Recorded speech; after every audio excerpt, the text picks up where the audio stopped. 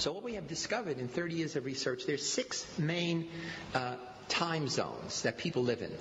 2 focus on the past, 2 on the present, and 2 on the future. The people who focus on the past either remember all the good old times, successes, happy birthdays, nostalgia. These are the people who keep the family record, the family books, who have the family rituals. There are other people who focus only on regret, only on failure, only on all the things that went wrong. So we call those focus past positive or past negative. There are 2 ways to be present-oriented. The most obvious is to be hedonistic, that you live for pleasure and you avoid pain. You seek novelty, you seek sensation. There are other people who are present-oriented because they say, it doesn't pay to plan. My life is fated. Fated by my religion, fated by my poverty, fated by the conditions that I'm living under. Most of us are here because we are future-oriented, that we have learned to work rather than play, to resist temptation. But there's another way to be future-oriented. Depending on your religion, life begins after the death of the mortal body.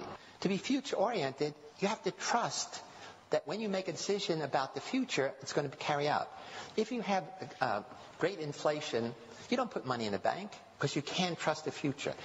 If there's instability in your family, adults can't keep their promises to you.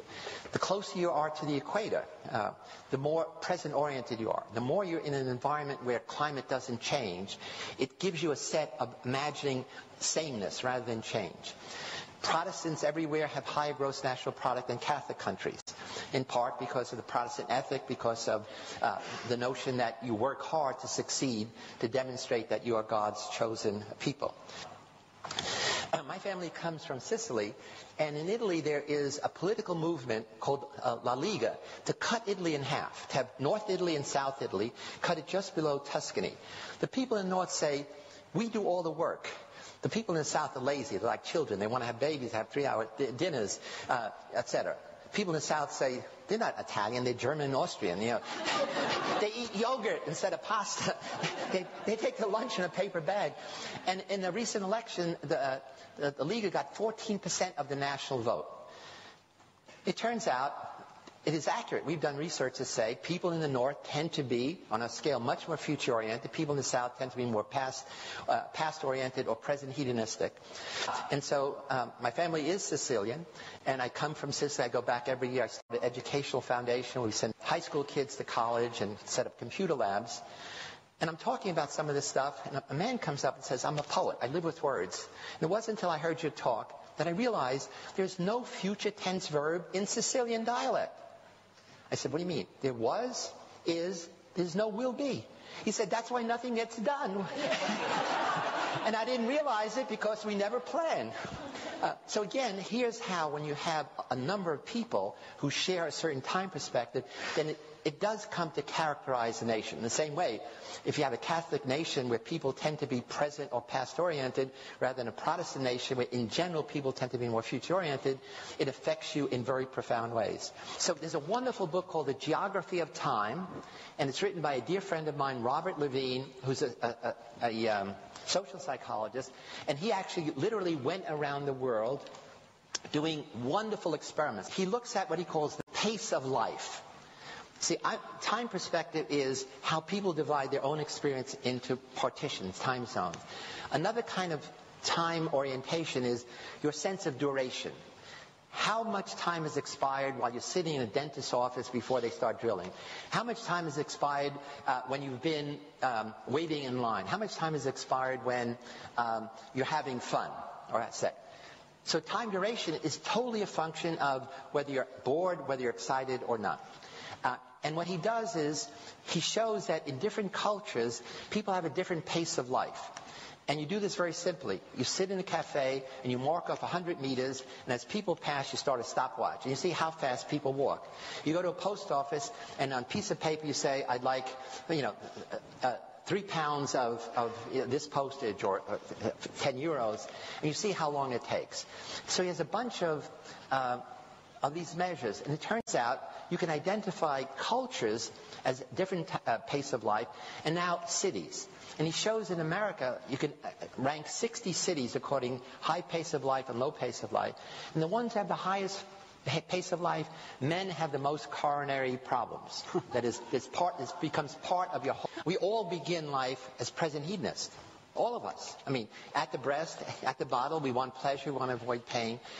And one of the things that families do, and especially school, my sense is the purpose of schooling is to take present-oriented little beasts and make them more future-oriented. In some cultures, make them more past-oriented.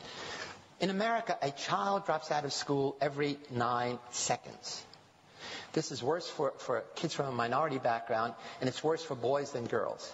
There's actually a disaster recipe developing among boys in America, literally dropping out of high school, college, and it's not simply poor performance. One of the problems is, a recent study shows that by the time a boy is 21, he has spent at least 10,000 hours playing video games alone. Probably more watching pornography alone.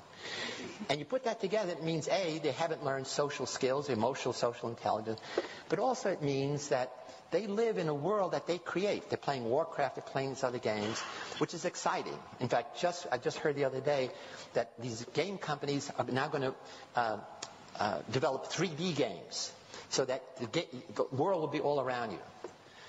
Their brains are being digitally rewired, which means they will never fit in a traditional classroom, which is analog.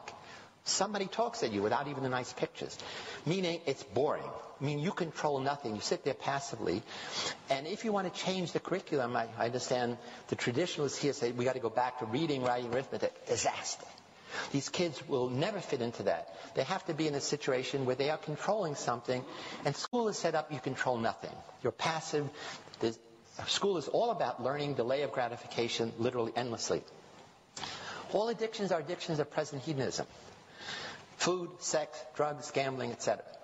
All of our propaganda, all of our educational message, all our public relations messages are designed for future-oriented kids, who's not the problem. They tell you, here's the negative consequences of doing what you're doing. Future-oriented kids know that, and they don't do it. Present-oriented kids know the future consequences. If you're a teenage girl, you know that if you have unprotected sex, you're likely to get pregnant or have sexually transmitted disease. You know it, but that knowledge never feeds back to change your behavior. So that's the interesting thing about time perspective. I think we are underestimating the power of technology in rewiring young people's brains. Kids don't wear wristwatches. They say it's a single-function device. You don't waste time with a single-function device. And the digital thing, what matters is the second. You know, I didn't mention, one of the things that gets people upset in America is how long it takes to boot up your computer and how long it takes to download something. Less than a minute. That makes people angry. So it becomes an emotional thing. You get angry waiting in line, waiting for services. Waiting is a waste of time, even if it's waiting for your computer to boot up. So I think there's a fundamental change going on in our culture that I think we adults are not realizing, that kids are totally different than we were. And it's because it's revolution in time. There was a recent study we did with USA Today asking Americans how busy they are. The vast majority of Americans, more than 50%, said, I'm busier now than I was last year, I'm busier last year than the previous year, and I sacrifice friends, family, and sleep for my success. This is across the board, not separating by future orientation. And then we say, suppose you had an 8-day a week, what would you do? They say, oh, that would be great. They would spend most of that time working harder, achieving more, not with friends, not with family, and not even sleeping. They did a study 20 years ago, and I was upset, again, from the Italian background. Only 60% of Americans said they have regular sit-down family dinners. When we redid the study last year, only 1 in 5 American families have sit-down dinners together. In America, we talk about family values. You can't have a family value if you never have family meals together. I think many of life's puzzles can be solved by simply understanding our own time perspective and that of others. Lots of conflict we have with people is really a conflict in different time perspectives. Once you're aware of that, you stop making negative attributions like you're dumb or you're childish or you're pig-headed or you're authoritarian. It's really the most simple idea in the world.